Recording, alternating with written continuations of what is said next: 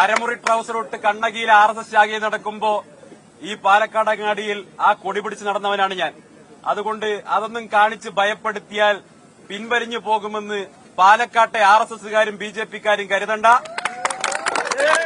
നിങ്ങളുടെ അധികാരത്തിന്റെ എല്ലാ ഗർവും സമ്പത്തിന്റെ എല്ലാ ഗർവും ഒക്കെ ഉള്ളപ്പോഴും അതിനെ വെല്ലുവിളിച്ചുകൊണ്ട് പാലക്കാട് അങ്ങാടിയിൽ ഈ മൂവർണ്ണക്കൊടിയെടുത്ത് കോൺഗ്രസിൽ ചേരാൻ പുറപ്പെട്ടയാളാണ് ഞാൻ. അതുകൊണ്ട് നിങ്ങൾ ഭയപ്പെടുത്തിയാൽ പിന്മാറുന്ന സ്വഭാവം എനിക്കില്ലാന്ന് നിങ്ങൾക്ക് തന്നെ അറിയാം. പിന്നെ പാലക്കാട്ടെ RSSകാരും BJPക്കാരും നിങ്ങളിനി എത്ര തോണ്ടി നോക്കിയാലും അതിൽ ആണായി പിറന്നവനൊന്നും ബാക്കിയില്ലാന്ന് എനിക്ക് അതിനകത്ത് ആംബിയറുള്ള ഒരുത്തരും ബാക്കിയില്ലാന്ന് എനിക്ക് നന്നായിട്ട് അറിയാം. എല്ലാവരെയും ഞാൻ പറയുന്നില്ല. ആംബിയർ ഉണ്ടായിരുന്ന ആളുകളെയൊക്കെ നിങ്ങൾ ഒതുക്കി മാറ്റി നിർത്തിയിട്ടുണ്ട്. പക്ഷേ ഇപ്പോ അതിനകത്ത് ചുമതലയിരിക്കുന്ന ഒരുത്തനും ആംബിയറുള്ള ഒരുത്തനുമില്ല എന്ന് ഏറ്റവും നന്നായിട്ട് അറിയുന്നയാളാണ് ഞാൻ എന്നുള്ളതും അവർക്കറിയാം.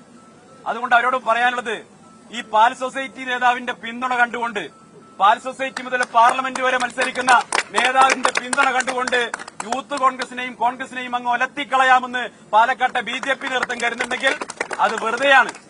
നിങ്ങൾ എന്താ കരുതിയിട്ടുള്ളത്? ശ്രീ രാഹുൽ മാങ്കൂട്ടത്തിൽ 4 മാസം മുമ്പ് നടന്ന തെരഞ്ഞെടുപ്പിൽ പാലക്കാട്ടെ ജനങ്ങൾ ഐതിഹാസികമായിട്ടുള്ള വിജയം സമ്മാനിച്ചിട്ടുള്ള പാലക്കാടിന്റെ ജനപ്രതിനിധിയാണ്. അദ്ദേഹം ഇപ്പൊ കേവലമായിട്ടുള്ള കോൺഗ്രസിന്റെ ഒരു നേതാവല്ല, യൂത്ത് കോൺഗ്രസിന്റെ സംസ്ഥാന പ്രസിഡന്റ് മാത്രമല്ല, മറിച്ച് പാലക്കാട്ടെ ജനങ്ങൾ വിജയിപ്പിച്ചയച്ച പാലക്കാടിന്റെ ജനപ്രതിനിധിയാണ്.